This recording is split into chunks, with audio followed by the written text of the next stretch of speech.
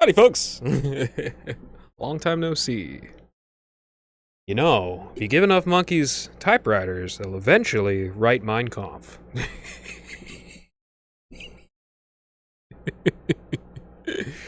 Alright, let's get into it. Well, got a silly episode today. I think I'm coming up out of my depressive spell. I'm definitely taking the steps needed. I'm going to be seeding a whole bunch of stuff next week because I lost a lot of stuff given the drought, given the environment. I have a strong feeling that now's a good time to start seeding again. Things are popping back to life again. A lot of stuff that's dead, well, it'll be replaced soon. So that's good. Yep. And if I can't pull enough notes together because I'm depressed or I'm busy or whatever, sorry, I can't have daily episodes. I want to, though, so that's my goal. That is my goalpost, and parody is at least making sure that I upload like 3 times a week or something like that. All right. Sure, you don't want to hear any of that. That doesn't help anybody. But getting murdered by my goth girl because I gave all of her taxidermy skeletons proper barrels. Ninjas are little crazy crackheads, ain't they? Running around with bouts of extreme strength, throwing shit. They're just the same, stealing stuff, sneaking around. Yeah, that's exactly the same. Black women really got to stop putting Nair on their scalps and talking about alopecia, and that ain't no alopecia, girl. That is, you have put industrial chemicals on your scalp because it said for frizzy hair on the bottle.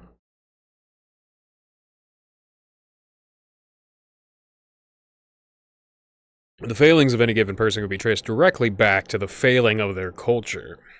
Whether it's unsuitable for the area of the person or the culture itself is inherently flawed, and all inherent flaw in culture can be traced back to some inaccuracy in the host religion the culture is ultimately derived from. I.e., Episcopalianism, despite being one of the best forms of Protestantism, is still Anglicanism, which means it's inseparable from the deeply, deeply flawed philosophy injected into Christianity by John Calvin. Deeply, deeply flawed reversal of Christian theology injected into Christendom by John Calvin. So Scotland suffers. And we all know that Scotland suffers horrendously. And that's why. I always found a lot of camaraderie with the Episcopalians. I think that they're among the finest Protestants I've ever seen. And you know what I was just thinking? Like, Protestants, really, really nice people during the winter time. And I actually had a talk with old priest about this. It's just like, I get why Protestantism popped up. A bunch of Germans saying, what do you mean fast for Lent? It's snowing outside. I get that. I get the logic. It checks out. It makes sense. But at the end of the day, there can be a bit of a flex. There can be a little bit of a flexibility in these schedules depending on the area. If people get together and they say, yo, this is necessary, here's the hero that can be turned into a saint, and that hero is going to convince the rest of Christendom that we're suffering and that we should have a little bit of a changed calendar on our behalf.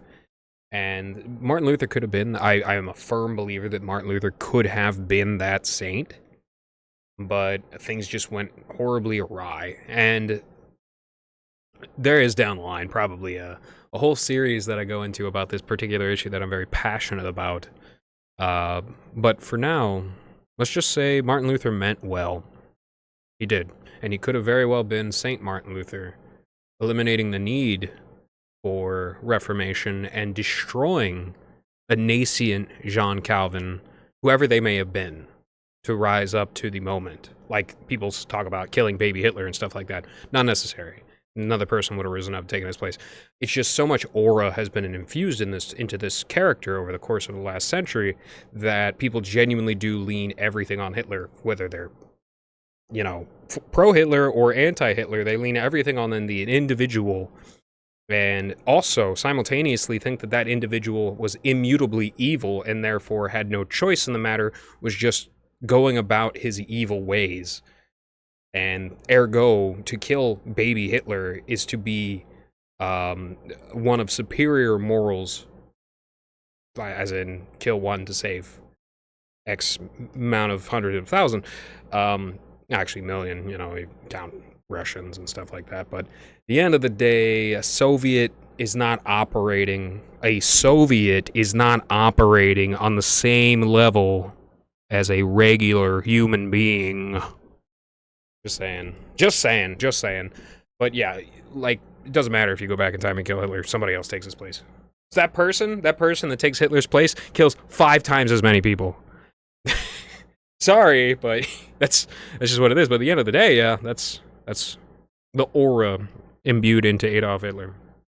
And Jean Calvin, one of any individual person who would have had a new sect of Christianity named after them, that basically threw out all of the work that Christendom had set about doing and turned it back into a Pharisaical religion. Could have been anybody. And it's only preventable if you go back and you prevent Martin Luther from becoming estranged from the church, or you just, if Jan Hus, a very noble Bohemian man, had to die betrayed by the Vatican, lied to, burned at the stake for ultraquistism, the demand that his people could be receiving bread and wine during communion instead of just bread. If a man like that had to die, why did Martin Luther have to live? We just see a drastically worse reality in the fact that instead of Jan Hus leading the Reformation in Hussitism, instead it was Lutheranism, and then later Calvinism. And through that, we get the destruction of Christianity in general, and through the destruction of the highly capable and technologically advanced Christendom, we get effectively a bleeding of invasive species all over the world, like how the Black Death was an invasive species from Indochina that hit Europe really hard because of international trade, mostly likely due to Portugal and Genoa. Then the invasive nature of global trade from the Dutch East Indies and the East India Trading Company, and the destruction of the Native Americans passing out pox blankets to them and stuff like that. That is the effective destruction of morality and the order set about by God that man has struggled so hard to fit into in a just and noble and reasonable way. To say that Christianity is highly noble is to lack the depth of its strength. What Christianity is highly capable, and its nobility is required in order to make that capability not lose its mind. And thus, you get the problems with Protestantism that you get with ancient religions as well, like the religion of Babylon and the religion of Tyre and other, ancient religions that did not have as similar a morality structure, born in a growing technological advancement.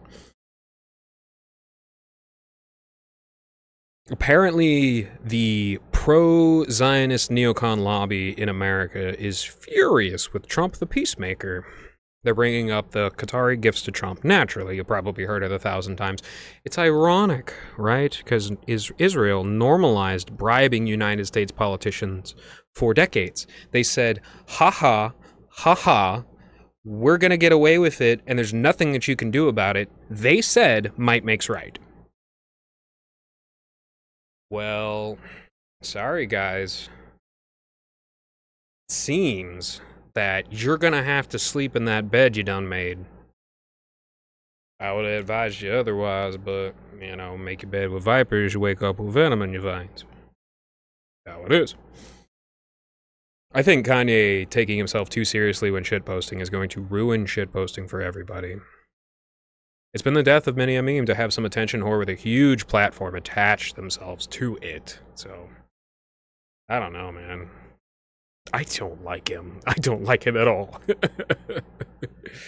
Being a good leader is understanding that one group wants tacos, another group wants burgers, and that there is every tool needed available to you to ensure Both groups remain happy. I remember Noah positing this quandary to his podcast one day. Here in America, you got one people they like tacos, the other people like burgers. We can't just get along.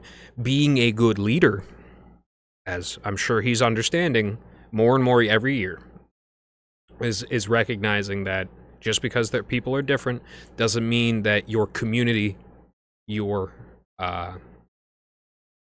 culture, if you will, has to completely and utterly excise one.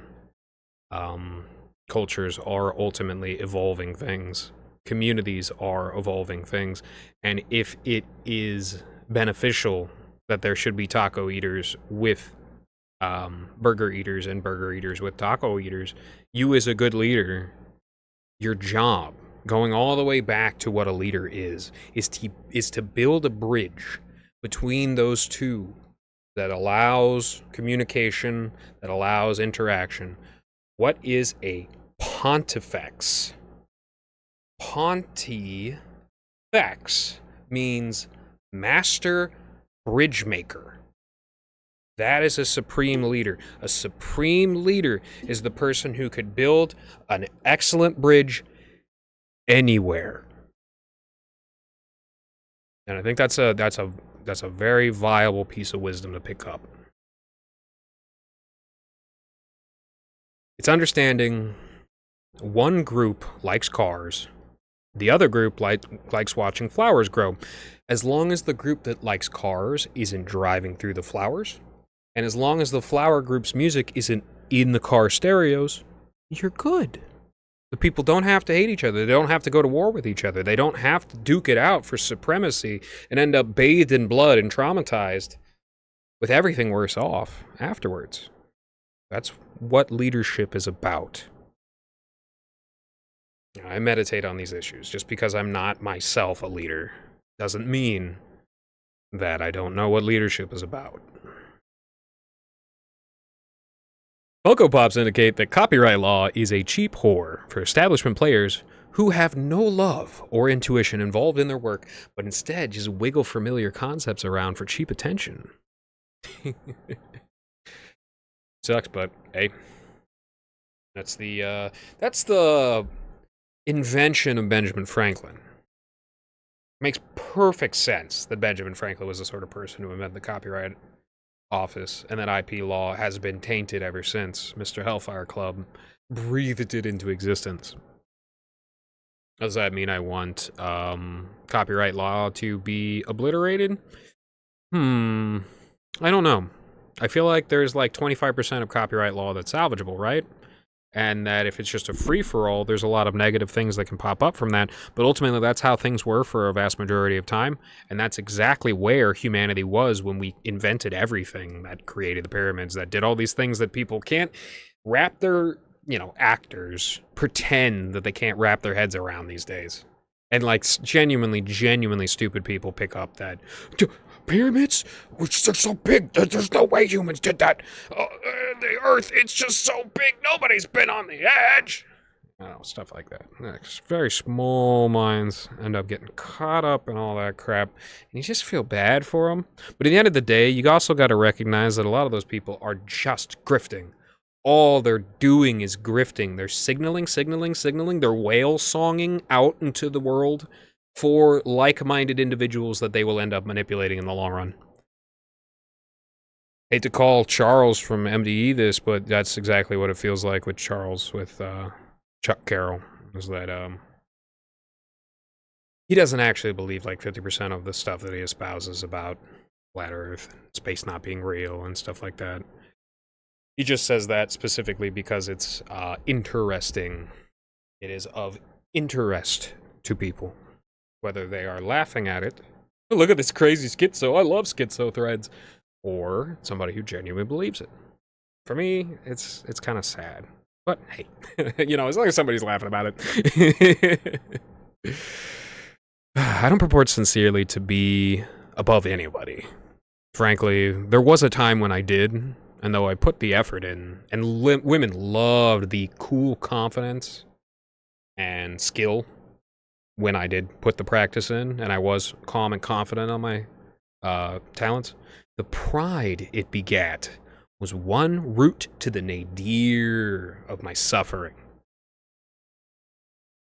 That's for real, for real. You know, everybody needs to learn the term vaporware, which is anything that provides you less after your investment than if you had given money to an indie game company on Kickstarter. Basically everything that Elon Musk does is vaporware. Now, I've also said, 10 years down the line, let's check up on Elon Musk. But gosh, I'd be lying if I said I didn't feel my stomach doing flips whenever I see him, making Tulsi Gabbard miserable. I was just like, God, man, you make me sick. Catch him a decade down the line, he'll either be so evil that you will no longer be sick about it. You'll just be like, oh, this is happening. This is like a John Podesta style individual. Or he'll change and he'll become somebody a little bit, more cordial and reasonable. Like, it's hard for any sane individual to reason with Musk, and the people that follow him because they think that he's a leader, specifically because his title is leader and he has a bunch of money and he has all this technology attached to him, those people are going insane. Month after month, year after year of doing that, they are going completely and utterly insane. The guy is unreasonable. He is an unreasonable, weird, completely out of left field, completely three sheets to the wind style individual. That's why a lot of people suspect, based on evidence, like firm evidence, that the guy is a chronic ketamine user. So ketamine is a psychedelic dissociative. Dissociatives, they hit you really, really hard, as in they disconnect your brain from your body. And that's one of the drugs that will legitimately make people like zombies, That and fish, which is spice, will make you a zombie. That and heroin will make you nod out and become a zombie. It's also a psychedelic. And psychedelics make your personality change in random and wild ways. Sometimes random, not always random. In absolutely wild ways, usually depending on what you put yourself around. So if he's really on ketamine all the time, who he was 10 years ago no longer exists. It's probably unrecoverable. Who he is now is somebody who likely passes out on a big dose of ketamine and wakes up in ketamine withdrawals, then goes about his business day to day in a complete haze. Not in that haze, he's not empathizing as well as he is with other human beings, which which he says he naturally has Asperger's syndrome, which is another word for autism. Habsburger's is the Hungarian name for autism, right? So it's just autism, made by a doctor, way back when in Europe. Then he already struggles when it comes to empathy, empathizing, socializing with other human beings. So this just takes him and puts him way away from normal socialization, normalcy. And I'm not saying everybody has to be normal. That's not what I'm saying. Throw me in a ditch. But really, he is one of the weirdest people that anybody knows, and he's on everybody's feed. He's in everybody's mind, and it's a very strange dynamic going on. But I think the more people learn of terms like vaporware, the less that sort of Saudi scum business will affect people in the future. Now, vaporware isn't what got Trump to turn to the Saudis. It is the things that I've been noting on this podcast or this stream, which is the fact that the Israelis they're acting so dumb. They're acting so short-sighted. They're acting so psychotically. They are so happy to mess with people. It feels in my heart like Israel is the root of all of this. Own the libs, trigger the libs, own the Republicans, trigger the Republicans. Both Antifa and neo-Nazis, they all seem to trace themselves from this root of individual human beings who are raised from a young age to delight in the manipulation, suffering, and death of people outside of their in-group. And it's just like, they gotta understand that human beings, listen to your number one knight, Jordan B. Peterson. He is your number one knight. The only reason why Ben Shapiro is still relevant is because he is Jordan Peterson's boss. Listen to Jordan Peterson when he says the second technological revolution, the second revolution after the radio, of the internet, of long-form video, audio content, is a new revelation on how people view each other, and that human beings are far more alike and far more intelligent than we have assumed for 200 years or some odd time since the institution of public school, at least, I believe. That human beings are way more intelligent than a lot of people are raised to believe. And the Israelis, they really forgot this. They forgot this. And Trump's listening. He's got his ear to the streets. Donald Trump Jr., he's got his ear to the streets. I've said this at the outset of this podcast, is that Trump Mark II has genuinely good people in his ears. Not only that, he's a person too, and he's got a pretty good head on his shoulders for such an old guy who's suffered from COVID. Like, has literally, like, gone in and out and was on, like, severe steroids and stuff that, like, naturally cooked his brain pretty hard during COVID time and then bounced back from it. Naturally, a little bit changed. We all saw he was a little bit shaken after that. He's got a good head on his shoulders, too. And, like, I'm going to be honest with you. Qatar, UAE, Saudi Arabia, Syria, they don't have to do a lot in order to look better than the way that Israel is acting right now. And that's why the advice that I tenure, getting upset with Null about it, like, you don't seem to understand how bad that makes you look and how that affects you negatively in the long term. It really, really does. And I know you're a long-term listener. Like, you watch every episode, you tune in for every second of my show, and I appreciate you staying here, man. I'll try to tend you the best advice that I can.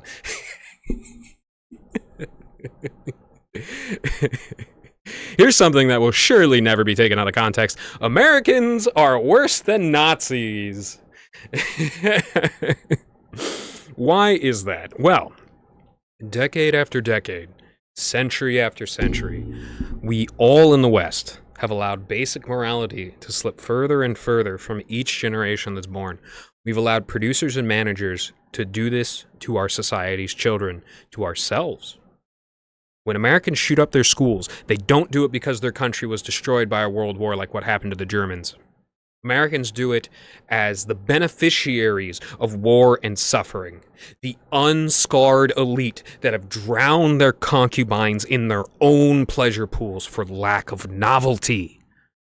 But ultimately, we're directed along this path by those devilish subverters who shove murder, rape, and deceit in front of our society's most vulnerable. These individuals who have chosen to take a bribe, whether they wear a suit, a badge and a uniform, or baggy clothes and chains, I think it's very telling.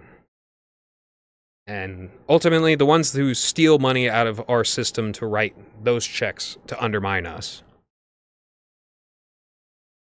I think it's very telling that George Santos proved you don't have to be Jewish to be a Zionist. You just have to be willing to lie. Say your parents are Holocaust survivors when they're not. And be gay. I love Matan Evans. He is so funny. I'll always pull up a seat for him at the table. He's always welcome wherever I'm at. I love Matan Evans. So funny. So funny. I checked out his Nick Rochefort episode popped up on my screen. I was just like, okay, let's check it out. So funny. I was dying laughing. I have been dying laughing watching this kid's show. It is so funny. Matanevans.